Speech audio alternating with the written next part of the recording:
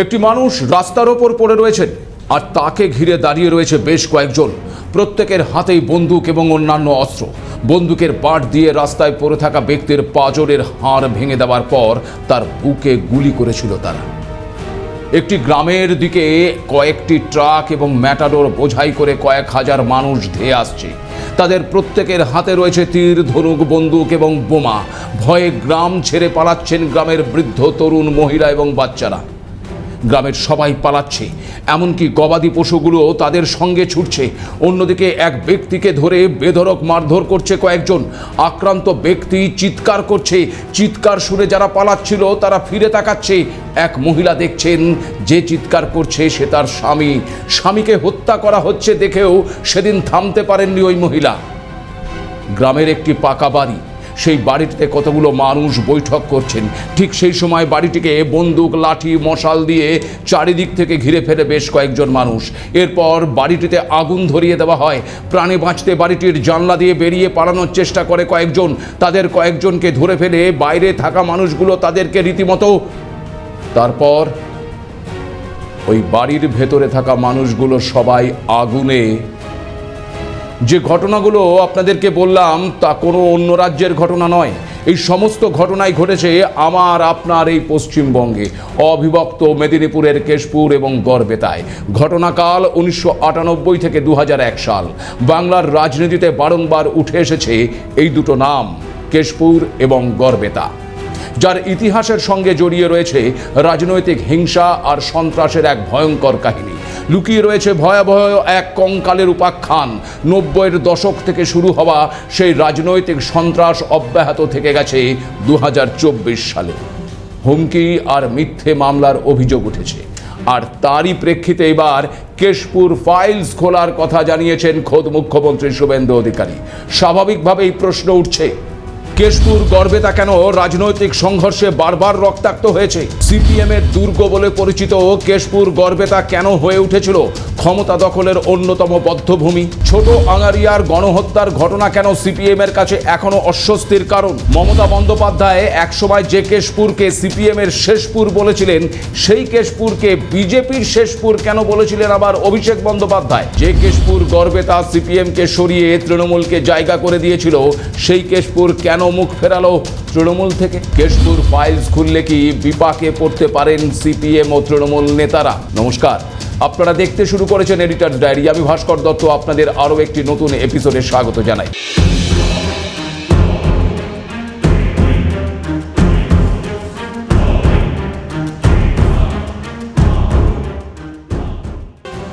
কিছুদিন আগেই এই এডিটর্স ডায়েরিতে ইতিহাসে রক্ত চিন্তিত রাম, সাধু সাবধান, বাম বাড়ছে, এই শীর্ষক একটি এপিসোডে আপনাদের সামনে সিপিএমের রাজনীতি এবং তাদের দীর্ঘ 34 বছরের শাসনকালে ঘটে যাওয়া কয়েকটি ঘটনার উল্লেখ করেছিলাম। 34 বছরের রাজনীতির খতিয়ান যে একটি এপিসোডে দেওয়া সম্ভব নয় সেটাও বলেছিলাম। সম্প্রতি কেশপুরের মোহবনীতে শহীদ ক্ষুদিরাম বসুর ভিটেতে তাকে শ্রদ্ধা জানাতে গিয়ে মুখ্যমন্ত্রী শুভেন্দু অধিকারী কেশপুর ফাইলস খোলার কথা বলেছেন। আর সেখানেই প্রশ্ন উঠছে, কি এই কেশপুর ফাইলস? দেখুন, মুখ্যমন্ত্রী শুভেন্দু অধিকারী 2024 সালের কথা উল্লেখ করেছেন। সেই বিষয়টিতে আসার আগে আমাদের আজকের এই কেশপুর ফাইলস এপিসোডে আমরা প্রথমে সেই 90 দশকের দিকে একটু নজর রাখব। কারণ আজকের প্রজন্ম, মানে যারা ওই 1997 থেকে 2012 সালের মধ্যে জন্মগ্রহণ করেছেন বা যাদেরকে আজ ওই জেন জি বলা হচ্ছে, তারা বা তাদের পরবর্তী প্রজন্ম জেনারেশন আলফা, এরা প্রায় কেউই সেই আমলের কথা জানেন না বা তাদের জানানো হয় না। কেউ কেউ বলেন ওই কেশপুর গড়বেতা বাদ দিয়ে সিপিএমকে জানা বা বোঝা এক কথায় অসম্ভব। আবার সিপিএমকে প্রতিহত করতে সিপিএমের দেখানো পথই যে তৃণমূল কংগ্রেসও অবলম্বন করেছিল, কেশপুর আর গড়বেতার ইতিহাস কিন্তু সে কথাই বলছে।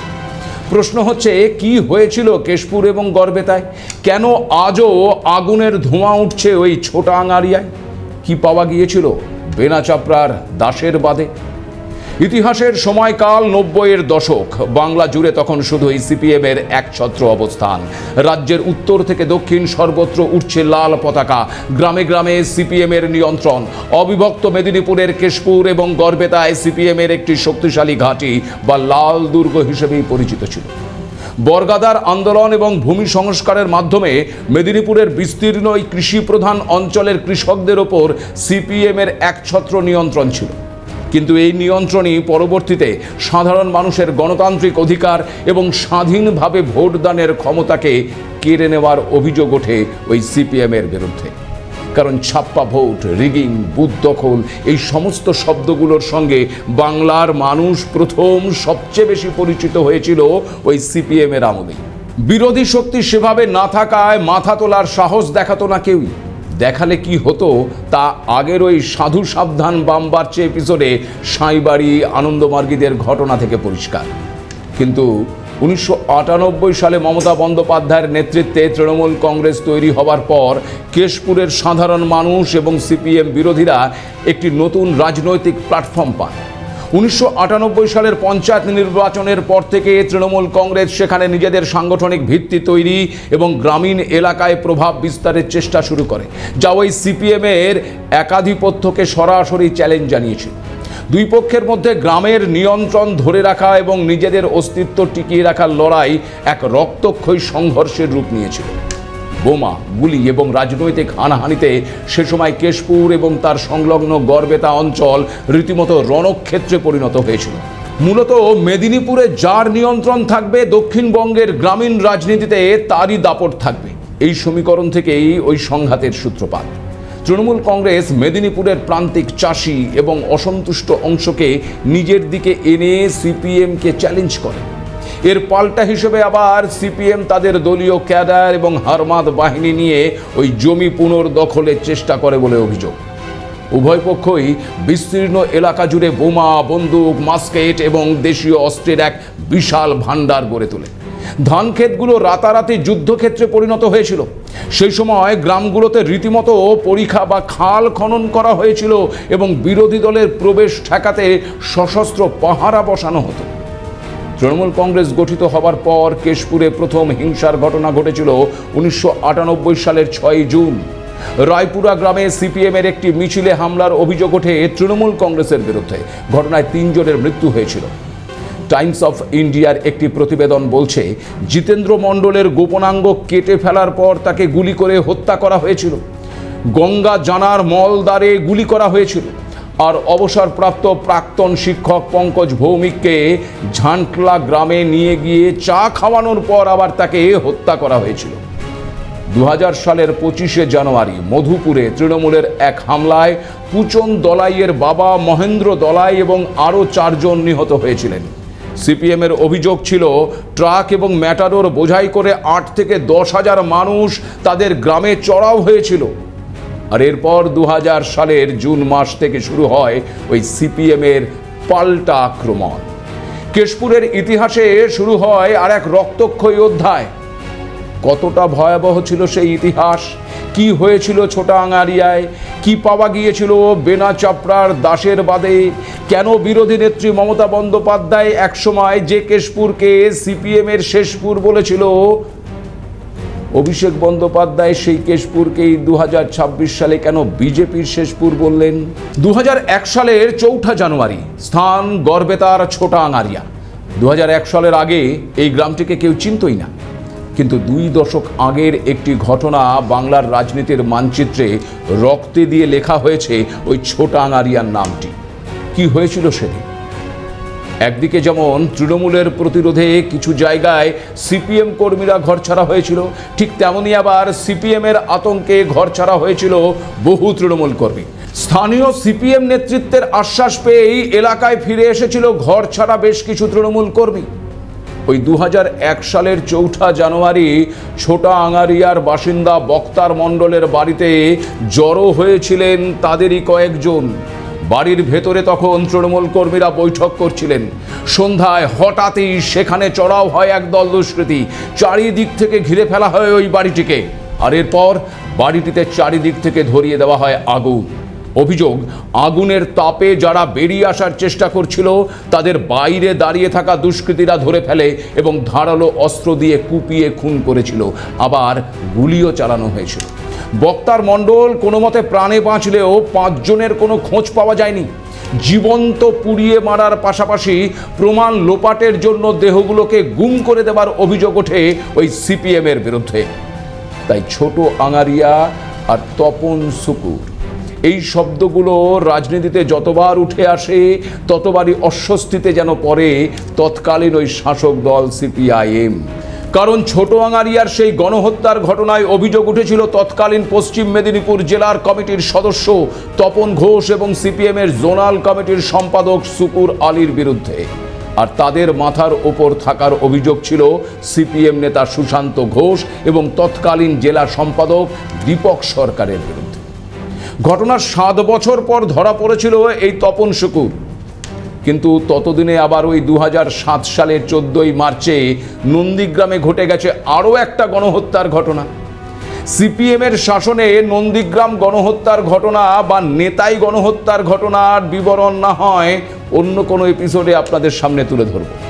এখানে প্রশ্ন হলো, ওই ছোট আঙারিয়ার ওই গণহত্যার ঠিক 10 বছর পর 2011 সালে কি পাওয়া গিয়েছিল বেনাচাপড়ার দাসের বাদে?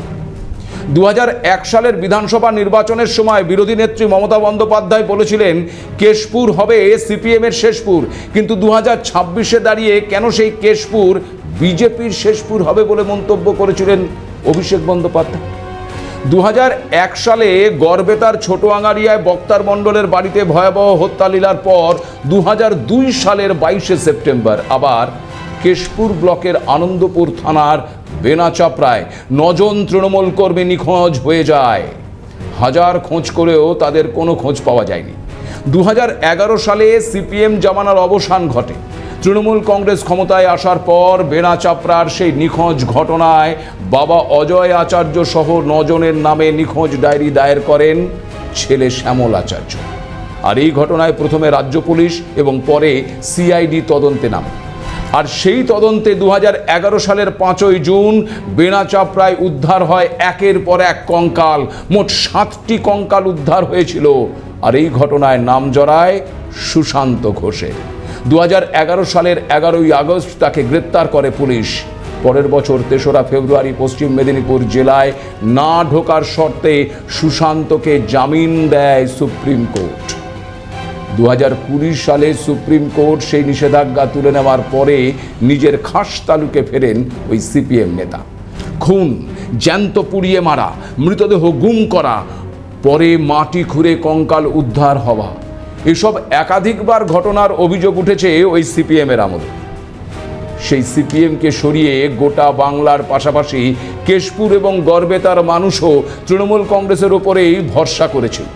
ভোটের পরিসংখ্যান বলছে একসময় ওই লালদুর্গ বলে পরিচিত পশ্চিম মেদিনীপুরে ক্রমেই কিন্তু জনসমর্থন হারিয়েছে সিপিএম। 2011 সালের বিধানসভার ভোটে পশ্চিম মেদিনীপুর জেলার বামেদের প্রাপ্ত ভোট ছিল 44%, আর 2013 সালের পঞ্চায়েতেই তা কমে দাঁড়ায় 34%, আর 2019 সালের লোকসভায় তা আরও কমে যায় 29%, যেখানে তৃণমূলের প্রাপ্ত ভোট ছিল 51%। আর একদিকে যখন বামেদের ভোটে ভাটার টান, তখন আবার পশ্চিম মেদিনীপুর জেলায় দ্বিতীয় স্থানে উঠে আসতে শুরু করে বিজেপি। 2021 সালের বিধানসভা নির্বাচনে পশ্চিম মেদিনীপুরের 15টি আসনের মধ্যে তৃণমূলের দখলে ছিল 13টি আসন, আর বিজেপির দখলে ছিল মাত্র 2টি। কিন্তু 5 বছরের মধ্যে একেবারেই উলটপুরাণ। 2026-এর বিধানসভা নির্বাচনে বিজেপির দখলে 13টি আসন, আর তৃণমূল পেয়েছে মাত্র 2টি। স্বাভাবিকভাবেই বোঝা যাচ্ছে কেন 2026 সালের নির্বাচনী প্রচারে গিয়ে অভিষেক বন্দ্যোপাধ্যায় বলেছিলেন যে কেশপুর হবে বিজেপির শেষপুর। মুসলিম অধ্যুষিত কেশপুর তৃণমূল নিজেদের দখলে রাখতে পারলেও গোটা জেলায় কিন্তু একেবারে মুখ থুবড়ে পড়েছে। এই কেশপুর 2024 সালে তাকে সভা করতে বাধা দেওয়া হয়েছে বলে জানিয়েছেন মুখ্যমন্ত্রী শুভেন্দু অধিকারী। এমনকি তৃণমূল আমলে কেশপুরে বিজেপি কর্মীদের ওপর অত্যাচার হয়েছে, কর্মীদের মিথ্যে মামলা দেওয়া হয়েছে বলেও জানিয়েছেন তিনি। আর সে কারণেই শুভেন্দু অধিকারী কেশপুর ফাইলস খোলার কথাও বলেছেন। মুখ্যমন্ত্রীর এই নির্দেশের 24 ঘন্টার মধ্যেই কেশপুরে গ্রেপ্তার হয়েছেন তৃণমূলের প্রাক্তন যুব আসিফ ইকবাল ওরফে টয়। তার বিরুদ্ধে তোলাবাজি, ভয় দেখানো সহ একাধিক ধারায় মামলা রুজু হয়েছে। এই তালিকায় আরও বেশ কয়েকজনের নাম রয়েছে বলেই কিন্তু জানা যাচ্ছে। তবে একটা বিষয় পরিষ্কার, সিপিএম হোক কিংবা তৃণমূল কংগ্রেস, যে যখন ওই কেশপুর গড়বেতায় ক্ষমতায় এসেছে সেই তার পেশি শক্তি প্রদর্শন করেছে। আর এই পেশি শক্তি এবং একছত্র আধিপত্যই আবার সেই দলের পতনের কারণ হয়েছে। বর্তমান শাসক দল বিজেপিও কি সেই একই পথে হাঁটবে নাকি অন্য পথ দেখাবে? কেশপুর গড়বেতা সত্যিই কখনো সন্ত্রাস আর ভয়মুক্ত হবে, নাকি কেশপুর ভয়পুর আর গড়বেতা সন্ত্রাসের গড় হিসেবেই থেকে যাবে? এখন সেটাই দেখা।